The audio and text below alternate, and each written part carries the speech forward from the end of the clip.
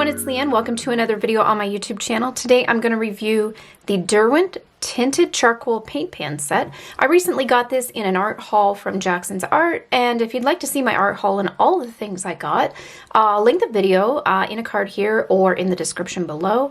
And this is one of the products that I'm going to be reviewing. I'm going to review all the products that I received in my art haul in separate videos, so be sure to subscribe and hit the bell to be notified when I post those videos to my channel. So let's get into this review. I'm very excited to open these up. So here's a look at the case. I've had this out of the package. If you watch my other video, you can see what the packaging looks like. I've recycled that, but I'm actually impressed with the actual case itself. It is plastic, but it's more of like a durable plastic feel. It's kind of thicker.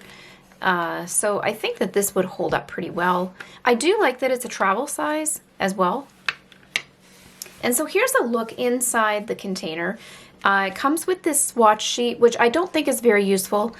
It's kind of on a transparent paper, almost like a really thick vellum. I think you could put this maybe against a white paper and maybe get an idea of the colors. It doesn't seem to change very much. I think if anything, holding it up to the light maybe might show you a little bit more. But these are the colors that it comes with, so let's take a look at those. So there is dark moss, forest pine, driftwood, mountain blue, ocean deep, thistle, and then on the bottom row there's glowing embers, burnt earth, natural, dark, and white. I thought white was kind of interesting. We'll test that on some tone tan paper and see how that holds up. So here's a look at the tinted charcoal themselves. They're all in individual little, I guess, pans. And then it looks like it's separated into 6 and 6. I think you could pop these out and switch them as maybe they run out. So this kind of pan kit comes out. You have to be careful because these will fall out. That just happened to me. And so until I guess they get wet and the pigment settles within the pans, they fall out quite easily. But again, these are in individual pans as well inside of this 6-unit container. I'm not going to mess with this too much because I don't want them to fall out, and they're pretty messy themselves. So I'm going to pop this back in. But I guess you could switch them out, or maybe if there's like one of the tinted charcoals you're not using as much, maybe you could throw in some watercolor in that pan, switch it out, or replace it with another pan of your own watercolor or a different color or pigment. So in it as well, you get a water brush. So that's this here. And it looks like, even though this is smaller, it looks like this holds quite a bit of water. And so there's 2 parts. I'm going to test this right now. I'm going to go fill this up with water and come back and test this little plunger that sits inside here, because I'm wondering if this holds water well, that you could carry it to your location and then assemble it there. So I'm going to go put some water in this in a second. And then there's also a little sponge here, which is always so nice because I know when I'm using watercolor, I like to have paper towels on hand, and it's always cumbersome to bring a paper towel and hold them in your hand and figure out what you're going to do when you're setting up your painting or your paint space. So this is nice to have this little sponge, and I assume that, yeah, this could pop out. So you could rinse it out when you're done and clean it up, or maybe even replace it with something from the dollar store, cut up some sponges, or you could even put some paper towel in there, just maybe jam some paper towel in that space. So I'm going to go fill this up and I'll be right back, and let's see if this can hold water and not leak. Before I do this test, I haven't even put the lid on. I was filling this up in the sink and it filled right to the line. I was trying to dump some out so I could have room for the plunger, and I can hold this bottle upside down, and I mean, a little drop just came out, but it, like, nothing's coming out. It's holding it pretty well. I don't know if that's supposed to be that way, but yeah, nothing's coming out and there's nothing on the lid. So let's try the plunger though. I think at this point this is just extra security that it seems to hold the water like crazy. I'm gonna make sure this is nice and dry before I put it in. There. So if you were to carry this on location, I'm assuming, let's just shake it around a bit. So it's in your bag or your backpack, you're carrying it, all that stuff. So let's see. So I don't see any water droplets at all in this space. It's completely dry. And feeling this container, I can feel a little bit of moisture, but not much. It looks like there's a little bit of water along the seal. So I think, actually I'm getting some water now. So I don't think it's completely waterproof.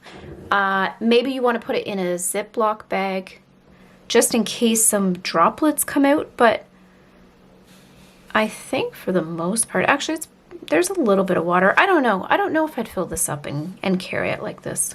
I mean, it does have a nice seal. It's kind of snug and tight when you put this little plunger in, but I don't believe that I would trust it. So maybe putting this separately in a plastic bag, or even just bringing your water with you and taking a syringe and filling it up on location might be better, I think. So it's got the glue on it coming from the factory. I'm just going to loosen that up a bit and maybe get some water running on this brush. And what I would like to do is some test and swatches on some mixed media paper. I think that's what I'm going to use for this test, opposed to watercolor. So I have this mixed media paper. This is from Strathmore, and I think this will be good to do our test. So let's get set up for that.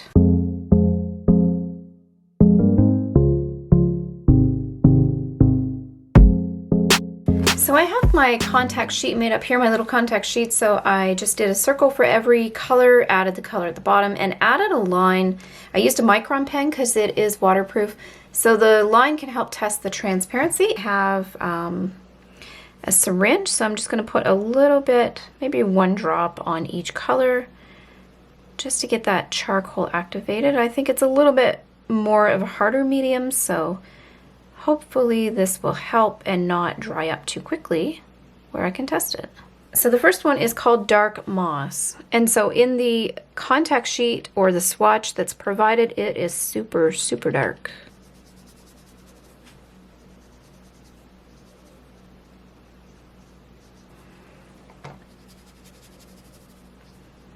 This one here is Forest Pine, and it almost looks, I can kind of see that it's green, but and it's more of a blue green than the Dark Moss, but it is more of a faded color. It really doesn't have a lot of vibrancy at all. It has just a slight hint of that forest green, I guess. It's a lot of bubbles in the paint too. I'm having a hard time trying to get those to sit down. Oh, this one's very rich and black. This is called Driftwood. It almost has a hint of a warm tone. It's like a warm, I guess, black, but definitely more like a true charcoal. The next one is called Mountain Blue. So the water's not really, some of them they're absorbing, I guess, and some aren't. I'm just gonna let this one soak in a little bit more before I start painting, just so I can make sure that I've got some pigment on my brush. It's definitely like a sky blue. I love this color. That's so pretty. And I love that I can get a dark and a light. It's such a nice gradient. This one is Ocean Deep. Oh wow, this is so pretty. Okay, maybe I like this one better. This one's beautiful. It's almost like an indigo, I would say.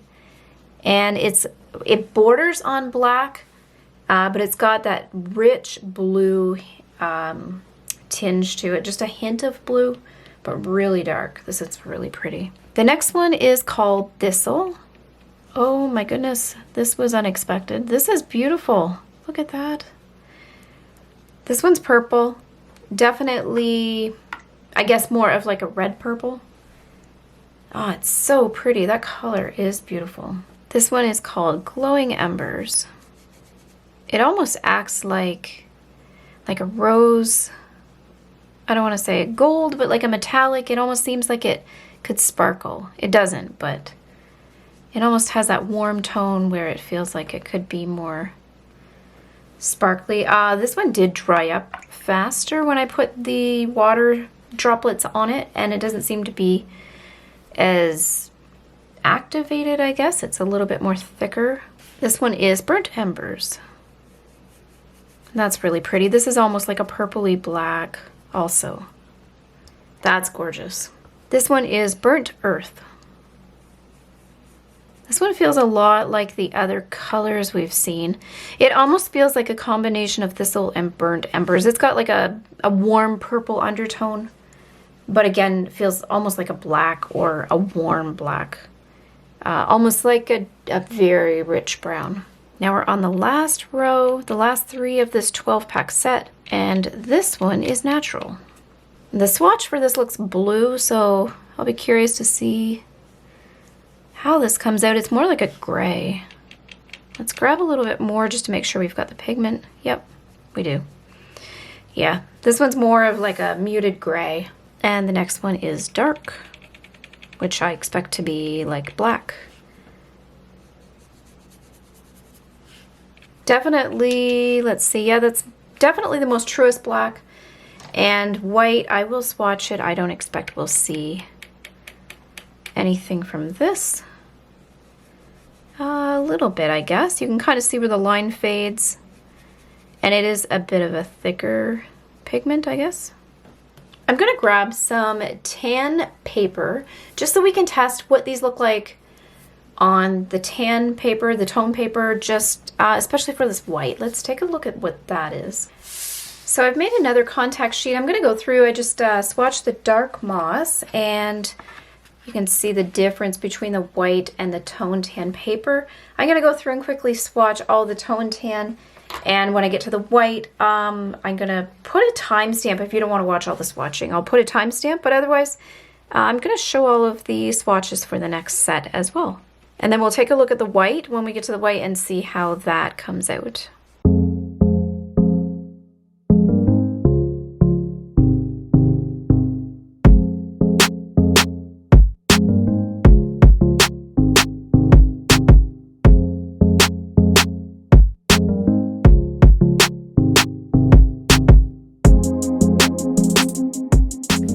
Okay, so now we're down to the white. I'm noticing just as these dry, they look a little bit more chalky and opaque, which I find is kind of interesting. They're changing their color a little bit from the sample swatches.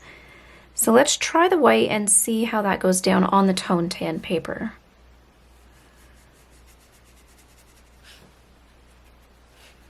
So bring a little bit more into this. So it is a little bit, I guess that you could say it's chalky as well.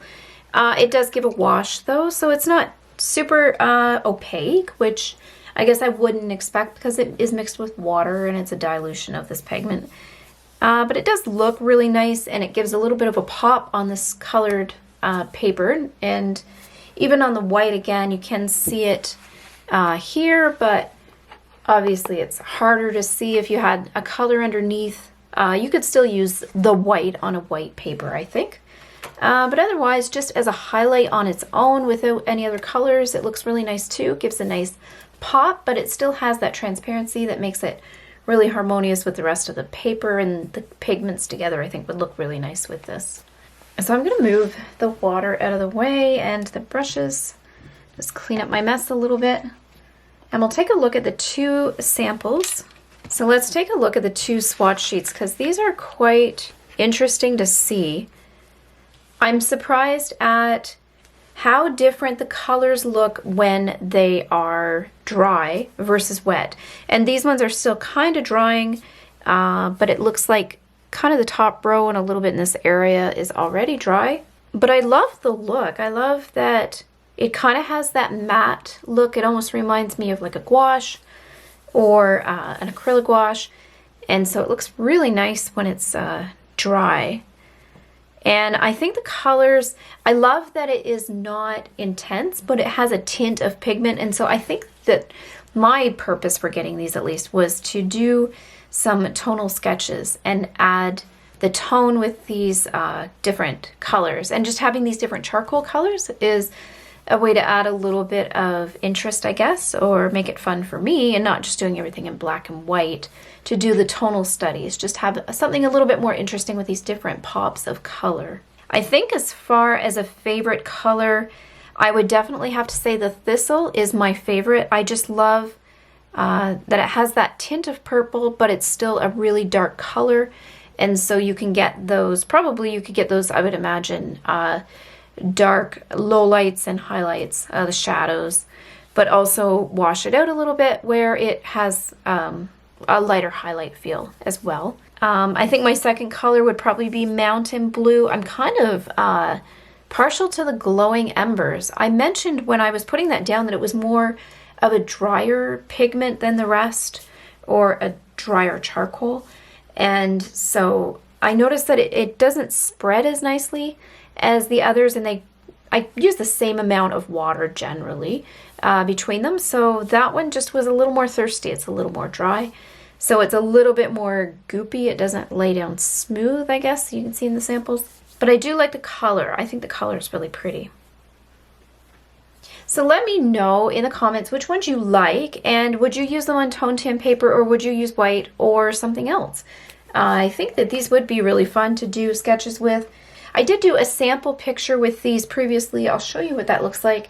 And I was doing some sketches, just kind of playing around with it before this review. And so this is the sketch I did with my little bird here, my test bird. And so I used the Thistle and I used the Mountain Blue, which again, I know I mentioned those were probably my two favorite colors. So I just kind of played with highlights and shadows. I did most of the toning with the blue, and then I brought in the Thistle as like that deepest shade to emphasize those shadows. So I had a lot of fun with this sketch, and this is just in my Pentalic sketchbook. So let me know in the comments what you think. Do you think that this would be a medium you'd be interested in? I thought it'd be more fun just to play with and have as something different to grab when I'm looking to do loose sketches. So I'm excited to use this. And I thought too, going on location, if I just wanted to grab my sketchbook and have no pressure and just have something to do some light coloring washes in, my sketchbook just to add a little bit of tone might be nice instead of having to drag all my paints and all the things that go with it. I like that the little water brush is included too. I think that would be handy as long as I can find a way to transport some water, or even, I mean, you can pretty much get water anywhere you go. So otherwise just, yeah, having access to that and figuring out a way to transport that the best way. So I hope you did enjoy this video and a look at the Derwent Tinted Charcoal Paint Pan set that I did recently get in my art haul, as I mentioned. If you did enjoy this video, be sure to give it a thumbs up. That's greatly appreciated. And subscribe so you're notified the next time I post more videos to my channel. As I mentioned, I will be doing some more swatching of the new art supplies I recently received and some reviews as well. Thank you so much for watching.